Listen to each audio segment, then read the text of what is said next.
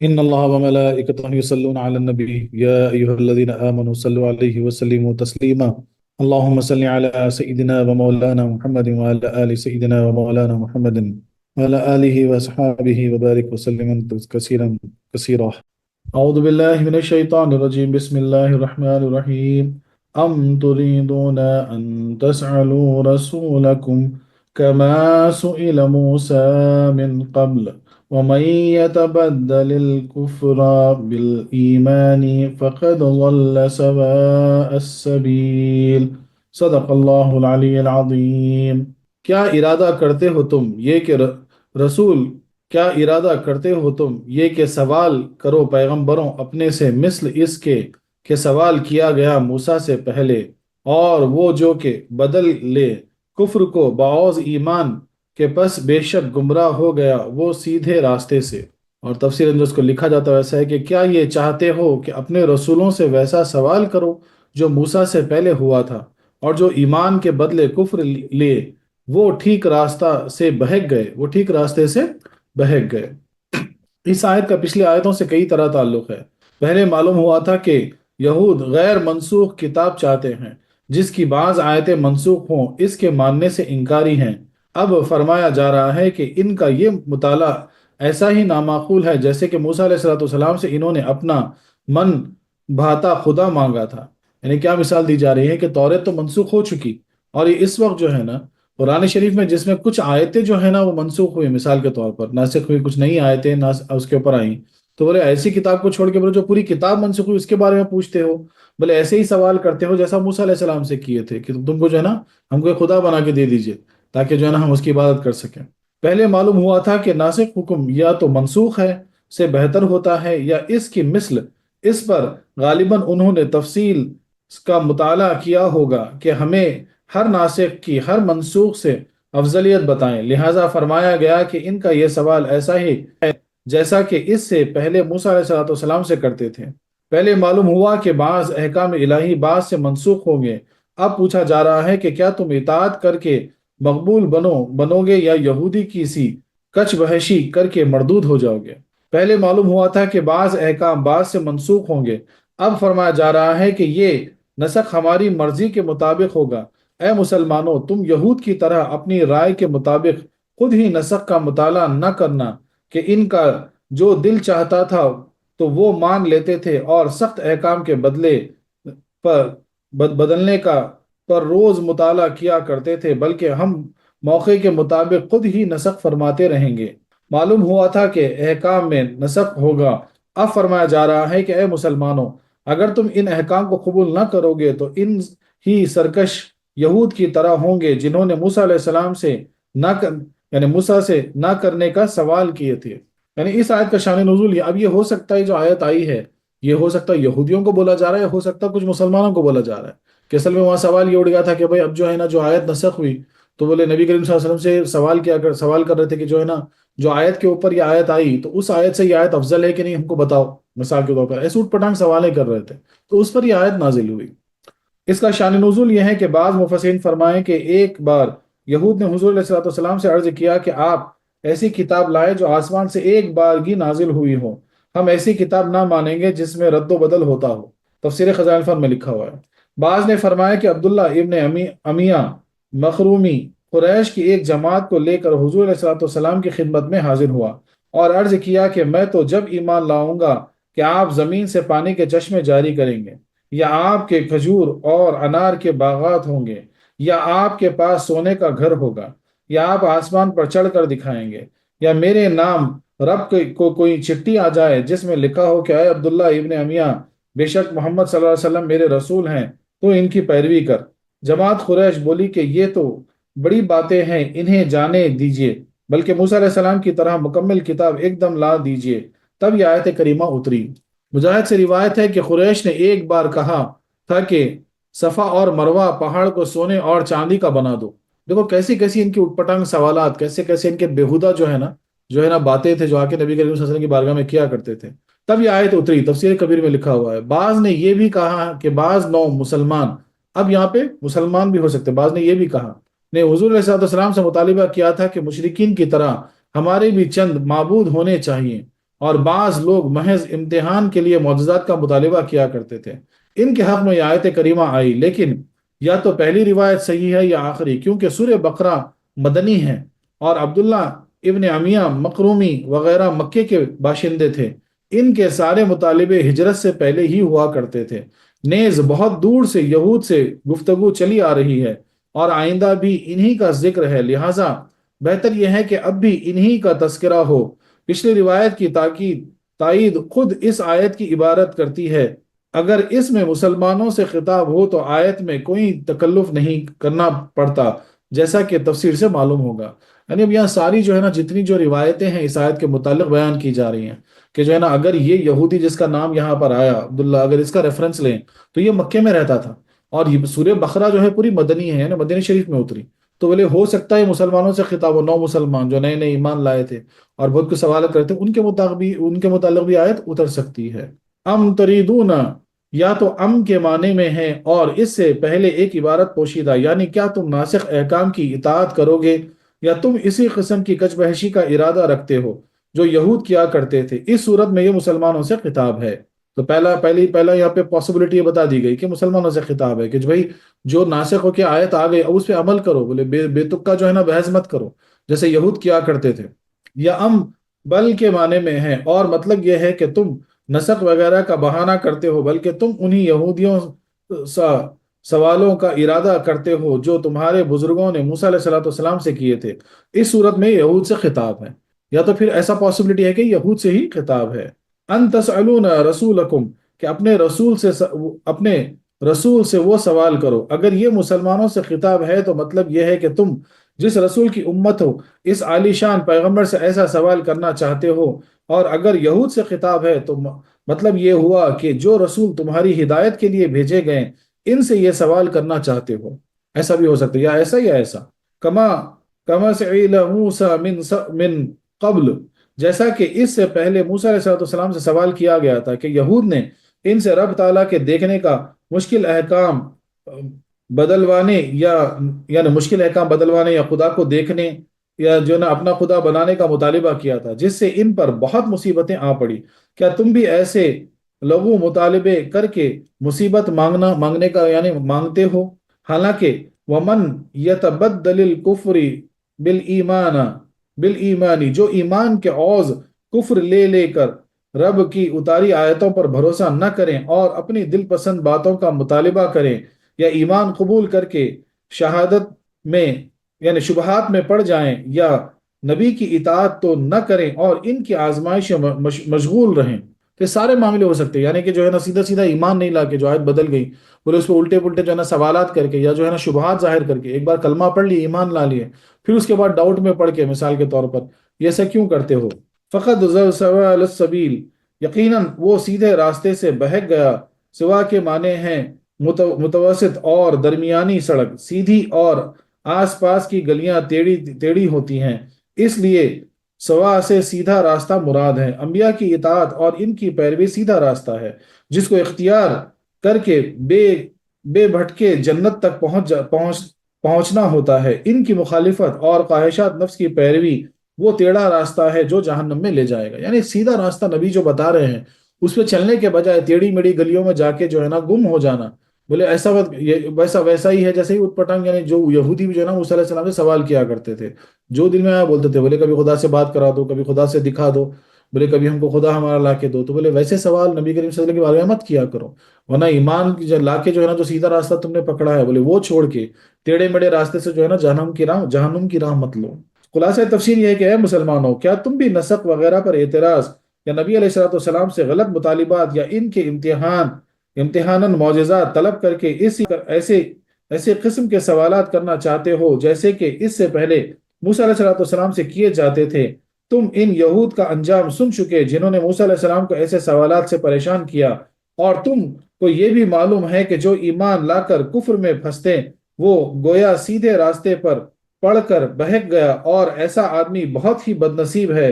یا اے یہودیو، یعنی پہلے تو یہ مسلمانوں سے خطاب ہو گیا کہ اگر یہ مسلمانوں سے بولی جا رہی ہے تو یہ بات ایسی ہے کہ بولے تم ایمان لا کے ایسے نبی آخر الزماں پر ایمان لانے کے بعد جو ہے نا ان یہودیوں کی طرح مت بھٹکو، اور تم جانتے بھی ہو کہ ان کے ساتھ کیا ہوا تھا، بھٹکنے کے بعد ان پہ کیسے کیسے عذاب آئے تھے۔ کیسے کیسے اس دلیل و خوار ہوئے تھے، تم یہ جانتے ہو، یہ جاننے کے بعد یہ سے مت کرو۔ ایمان لانے کے بعد شک و شبہ پیدا کرنا یہ بدنصیبی ہے۔ یا اے یہودیو، کیا تم چاہتے ہو کہ اس نبی آخر الزماں صلی اللہ علیہ وسلم سے بھی ویسے ہی بےہودہ سوالات کرو جیسے کہ تمہارے باپ دادا نے موسیٰ علیہ السلام سے کیا کرتے تھے؟ خیال رہے کہ وہ اور وقت تھا، یہ دوسرا زمانہ ہے، اب سخت سزا پاؤ گے۔ تم نے ایمان اور ایمانیت کو پہچان لیا، قرآن آتے دیکھ لیا، صاحب قرآن کی زیارت کر لی، ان کے فرمان سن لیے، اب جو کوئی بجائے ایمان لانے کے کفر کرے وہ سیدھے راستے سے بری طرح بہک گیا۔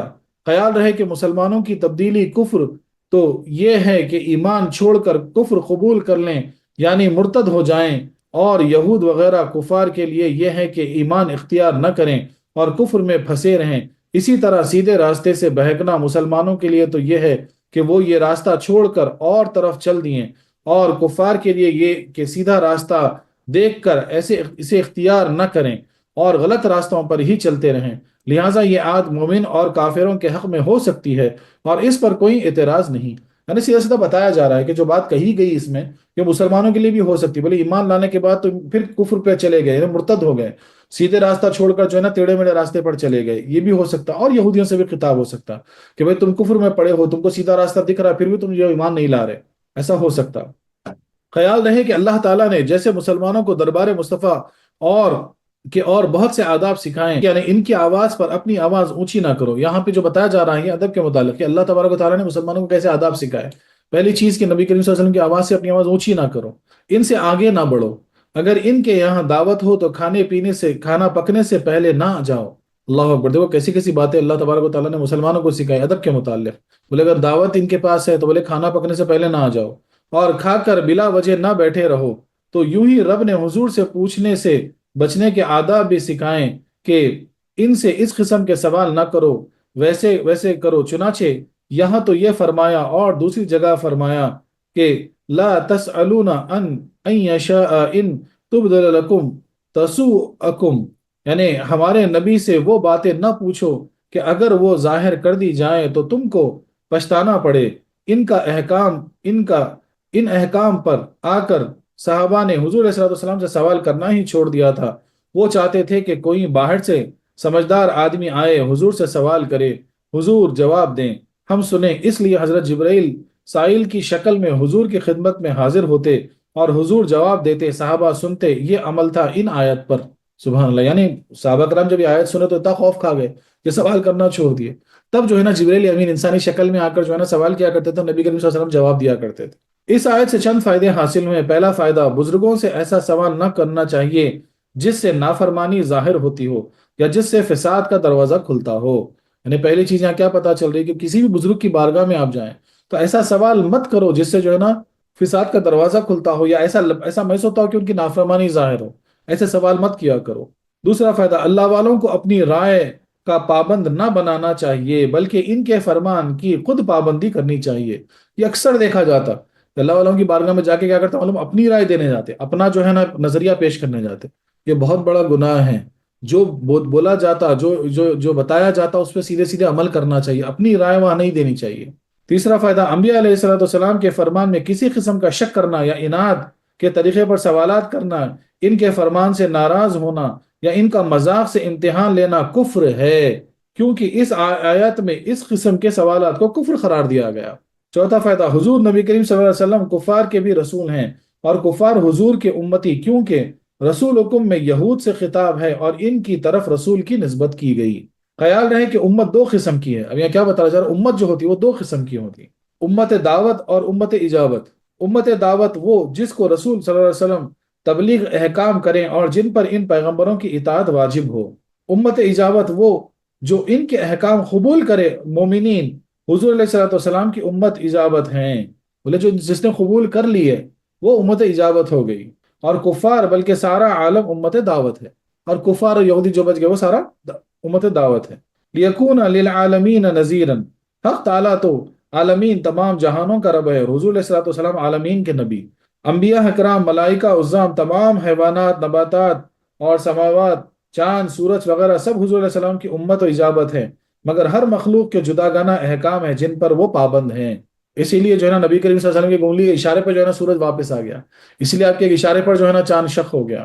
سبحان اللہ سبحان اللہ۔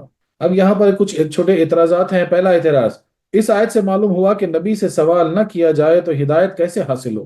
تو پہلا سوال ہی اڑ گیا کہ بولے اگر جو ہے نا نبی سے جو ہے نا ہدایت ہی حاصل نہ ہو، سوال ہی نہ ہو تو کیسے ہدایت حاصل کرے؟ سوال کے دو معنی ہیں، پوچھنا اور مطالبہ کرنا۔ نہ تو ہر طرح کا پوچھنا کفر ہے اور نہ ہر طرح کا مطالبہ، بلکہ عناد یا مزاح کے لیے پوچھنا کفر ہے۔ ہدایت حاصل کرنے کے لیے پوچھنا ضروری ہے۔ بیکار سوالات منع۔ ابو جہل تمسخر سے باتیں پوچھتا تھا، یہ کفر ہوا، یعنی مذاق اڑانے کے لیے کچھ پوچھتا تھا تو یہ کفر ہوا۔ مسلمان عمل کے لیے احکام الہی پوچھتے تھے، یہ سوال تو بعض ضعیف ضعیف الاعتقاد و بلا وجہ پوچھا کرتے تھے کہ میری عورت حاملہ ہے، اس کے لڑکا ہوگا یا لڑکی، یا میرا باپ کون تھا، یا منع اسی طرح معجزات کا مطالبہ کرنا اگر پیغمبر کو عاجز کرنے کی نیت سے ہو تو کفر ہے۔ جیسے کفار کہتے تھے کہ اگر آپ زمین سے چشمے نکال دیں یا باغات اگا دیں تو ہم ایمان لے آئیں گے۔ اس سے ایمان لانا منظور نہ تھا بلکہ فقط عاجز کرنا یا مذاق اڑانا، اور اگر ایمان لانے سے پیشتر سچائی معلوم کرنے کے لیے معجزہ طلب کیا جائے تو جائز ہے، جیسے کہ بعض حضرات نے ایمان لانے سے پہلے معجزہ مانگا اور دیکھ کر ایمان لے آئے، جیسے کہ ابو بکر صدیق رضی اللہ عنہ یا عبداللہ ابن سلام رضی اللہ عنہ۔ نیز اگر مسلمان کفار کو دکھانے کے لیے معجزے کی خواہش کریں تو جائز ہے۔ اس آیت میں انہی سوالات اور انہی مطالبوں کا ذکر ہے جو عنادن ہوں، اس لیے فرمایا گیا، یہ آیت میں جو فرمایا گیا کہ کما سئل موسیٰ من قبل، یعنی ایسے سوال جو اگر جو ہے نا ہدایت کے لیے پوچھے جائیں، ایمان یعنی کوئی سوال جس سے جو ہے نا یعنی کوئی مسئلہ یا احکام جو ہے نا اس کی تشریح ہو تو وہ جائز ہے، لیکن ایسے سوالات کہ جو ہے نا میری عورت حاملہ ہے، بولے بیٹا ہو گیا بیٹی ہوگی، مثال کے طور پر لوگ ایسے بھی سوال کیا کرتے تھے آپ کے پاس آ کے، تو اسی وجہ سے جو ہے نا یہ آیت نازل ہوئی کہ ایسے بکواس سوال مت کیا کرو۔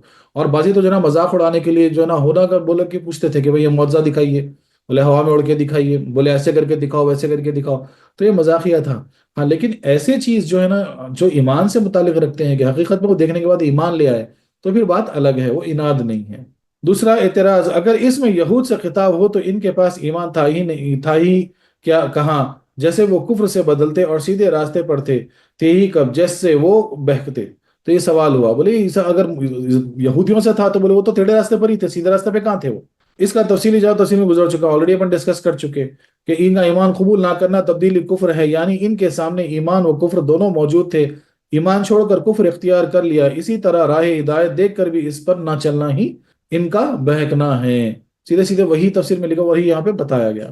اب یہاں پہ غور سے سنیے صوفیہ کرام کیا فرماتے ہیں۔ شریعت احکام ہے اور طریقت ادب، یعنی شریعت جو آپ کو بولا گیا وہ کیا ہے؟ وہ احکام ہے، قانون ہے، یہ کرنا یہ نہیں کرنا، یہ جائز یا ناجائز، یہ حرام یا حلال، یہ فرض یہ واجب، شریعت احکام ہے۔ اور طریقت ادب، یعنی اگر راہ سلوک میں آپ آتے ہیں اوکے تو طریقت پورا ادب ہے، بے ادب مردود ہے۔ اللہ اکبر اللہ اکبر، کیا لکھ رہے ہیں دیکھیں مفسرین کرام یہاں پہ، بے ادب مردود ہے اگرچہ بظاہر احکام کا پابند ہو، جیسے ابلیس وغیرہ۔ اس آیت میں فرمایا گیا کہ اللہ اور رسول صلی اللہ علیہ وسلم کا ادب ایمان کی روح ہے۔ اللہ اکبر اللہ اکبر، یعنی شیطان بھی جو ہے نا بہت کچھ علم جانتا تھا لیکن بے ادب تھا اس لیے مردود ہو گیا۔ اور اس آیت میں جو ہے نا اللہ اور اس کے رسول کا جو ہے نا بتایا جا رہا ہے کہ ادب جو ہے نا وہ ایمان کی روح ہے۔ بارگاہ نبوت میں بے دھڑک سوالات کر دینا اور بے خوف ہر قسم کی بات کر ڈالنا یہ بے ادبی ہے، اور بے ادب یا تو فوراً ہی کافر ہو جاتا ہے یا کبھی نہ کبھی کفر میں بیٹھتا ہے۔ اللہ اکبر اللہ اکبر، بولے جو بے ادب ہوتا وہ فوری جو ہے نا کافر ہو جاتا یا پھر کبھی نہ کبھی جو ہے نا وہ کفر کی طرف مائل ہو جاتا۔ ادب نفس کی قید ہے، اصل میں ہوتا کیا معلوم ہے؟ ادب مشکل کیوں ہے کہ ادب نفس کی قید ہے۔ ادب کیا کرتا؟ نفس کو قید کر دیتا۔ جب نفس اس قید سے نکل گیا تو اسے کفر میں جانے سے کون روکے گا؟ ایمان اس قلعے کی طرح ہے جس کے آگے پیچھے 5 دیواریں ہوں، پہلی سونے کی دیوار ہو، دوسری چاندی کی دیوار ہو، تیسری لوہے کی دیوار ہو، چوتھی پتھر کی دیوار ہو اور 5ویں کچے اینٹ کی دیوار ہو۔ ایمان کی بھی 5 دیواریں ہیں۔ اب مثال دی جا رہی ہے کہ ایمان کی بھی 5 دیواریں ہیں۔ پہلے یقین کی دیوار ہے، مطلب جو سونے کی دیوار ہے نا وہ یقین کی دیوار ہے، بولے سونے سے بھی جو ہے نا وہ اعلیٰ ہے یقین کی دیوار۔ دوسری اخلاص کی دیوار ہے، تیسری ادائے فرض کی، چوتھی سنتوں کی پابندی کی دیوار ہے اور 5ویں ادب کی۔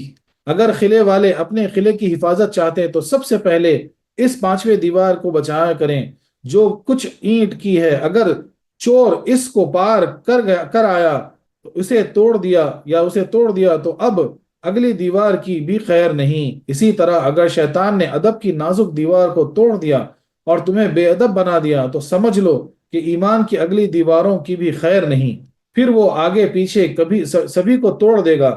اس لیے توڑ دے گا۔ اس آیت میں اس پانچویں دیوار کی حفاظت ہی کی تاکید ہے کہ دیکھو بارگاہ مصطفیٰ صلی اللہ علیہ وسلم کے بے ادب نہ بننا ورنہ تمہارے ایمان کی خیر نہیں۔ آیت میں وہی تو بولا جا رہا، بولے اگر بے ادب بنے تو ایمان کی خیر نہیں۔ تو اگر یہ پانچویں دیوار جو ادب والی دیوار ہے، جو پہلی دیوار ہے، وہاں قائم ہو گئے تو شیطان کو گھسنے کا موقع ہی نہیں ملے گا۔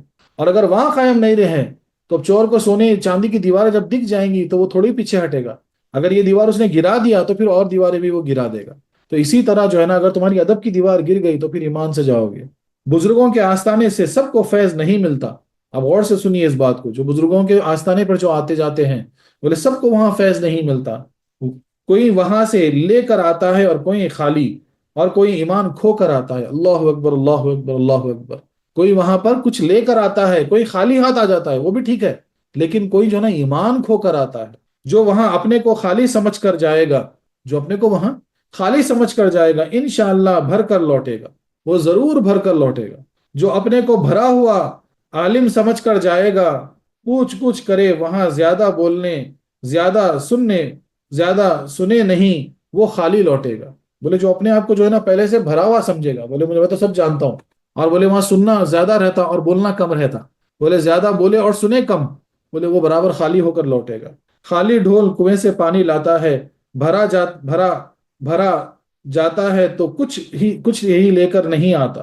بولے دکھتا نا کنویں میں خالی ڈول جاتا تو پانی بھر کے لے کے آتا، اور بھرا ہوا ڈول گیا تو کچھ نہیں لاتا۔ اور جو اپنے کو بھرا نہیں خالی سمجھ کر جائے تو اپنا سب کچھ کھو آئے۔ کچھ بحثان کرنے والے تیسرے قسم کے تھے، وہاں جا کر زیادہ بولنے کی کوشش نہ کرو۔ یعنی کیا بولا جا رہا ہے کہ ایک تو اپنے آپ کو بھرا ہوا نہیں سمجھ رہے، خالی سمجھ رہے، پھر بھی جو ہے نا جا کر جو ہے نا اٹھ پٹانگ باتیں کچھ بھی بول دینا، بیعت بھی کر دینا، تو یہ جو ہے نا سب کچھ کھو کر آئے گا، ایمان بھی کھو کر آئے گا۔ زیادہ سننے کی کوشش کرو، اور ادب بزرگان دین کی اصل عبادت ہے۔